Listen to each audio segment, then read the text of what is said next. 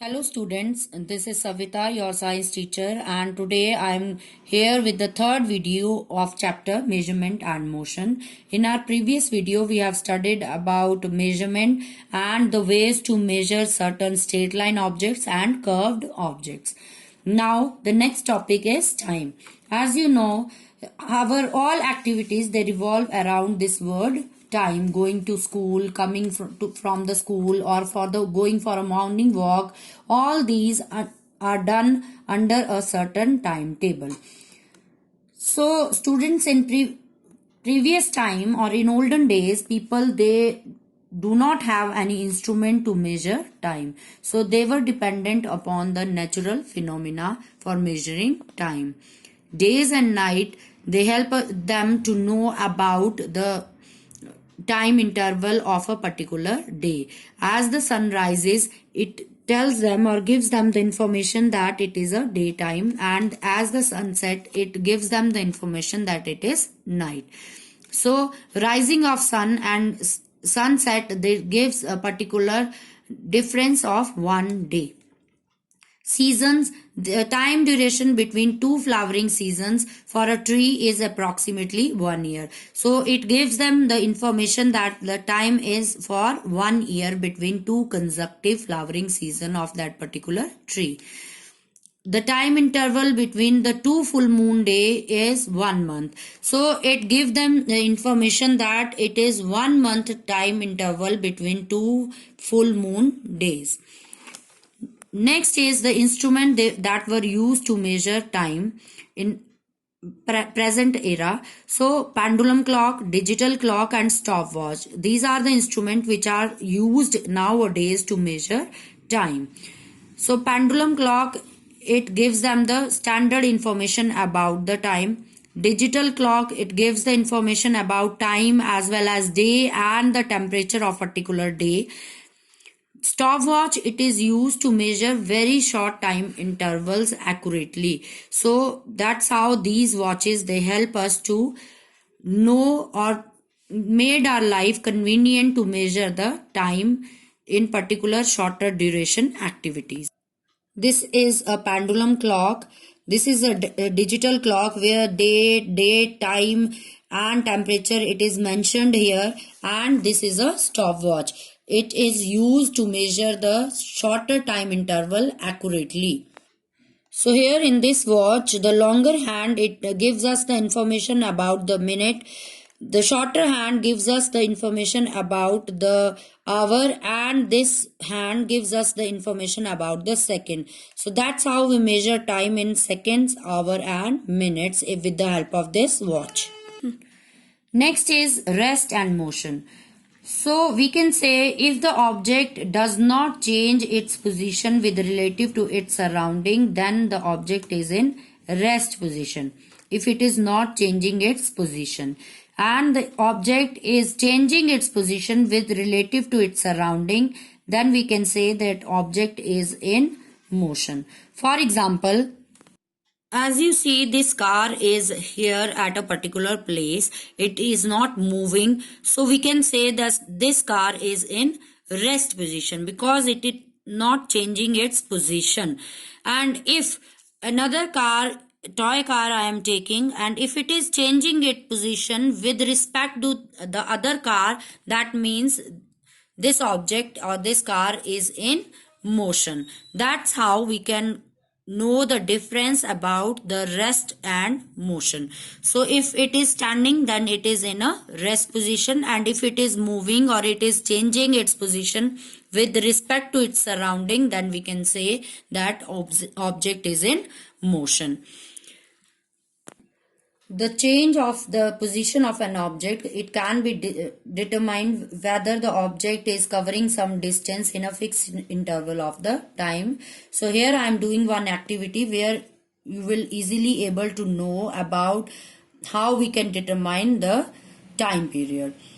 So this car is in stationary position, or we can say that it is in the rest position at point O.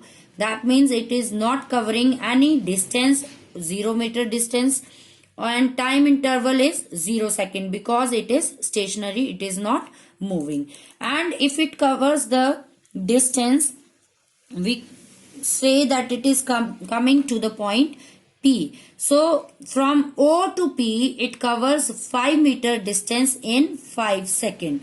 So we can say the distance covered by the car is 5 meter. The time taken by the car to cover this distance is 5 seconds. Now the distance covered is 5 meter and the time taken is 5 seconds. In next 5-second interval, it will cover certain distance and it will come to point Q. So here the car moves from point P to point Q.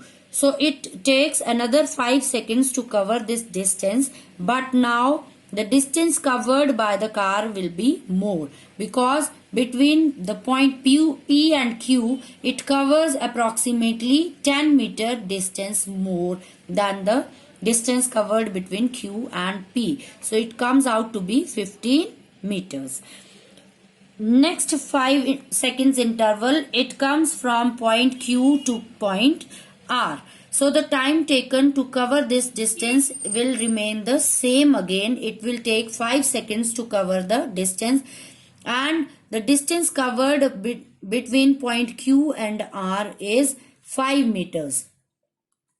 So again the speed of this car will be slow. It will cover only 5-meter distance between Q and R. So that's how we decide that how fast or slow the given motion of the object is. So here is one activity. Here certain names are written over this activity, and you have to classify these things, that the object at rest position and the object is in motion.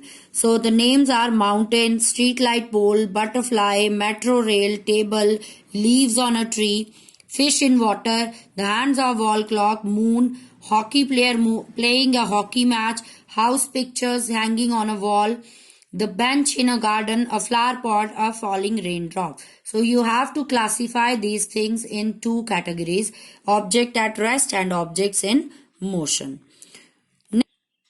So as you know, there are different types of motion when you observe the motion of the objects clearly.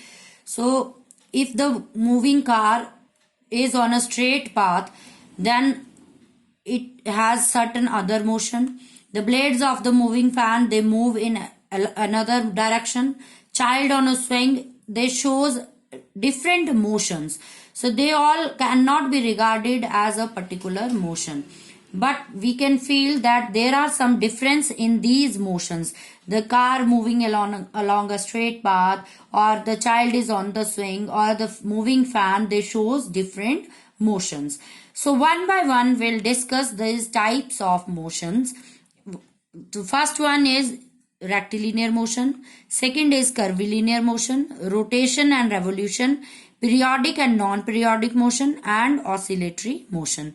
So one by one we'll discuss these motions. So today I will discuss only 2 motions, rectilinear motion and curvilinear motion, in this video. So rectilinear motion is also known as linear motion, or the motion along a line or a straight path. So the motion which is along a straight path is known as rectilinear motion. For example, if the car is moving along a straight path, so this motion of the car is known as rectilinear motion. So here in this picture, the cyclist and the car, they are moving along a straight path. So the motion of these 2 objects can be known as rectilinear motion or linear motion, because they are changing their position along a straight path. So the motion of these objects, that is known to be rectilinear motion. Next is curvilinear motion, or the motion of the object along a curved path. So when the object moves along a curved path or zigzag road, the motion of the car along a zigzag road, it is known as curvilinear motion. The roads in the hilly area, they are in zigzag path. So the motion of that object on a zigzag path is known as curved motion. So if this car is moving along a straight path or a straight line, the motion of this car is known to be a rectilinear motion. So the object, if it is moving along a straight path, it is known as rectilinear motion of that object.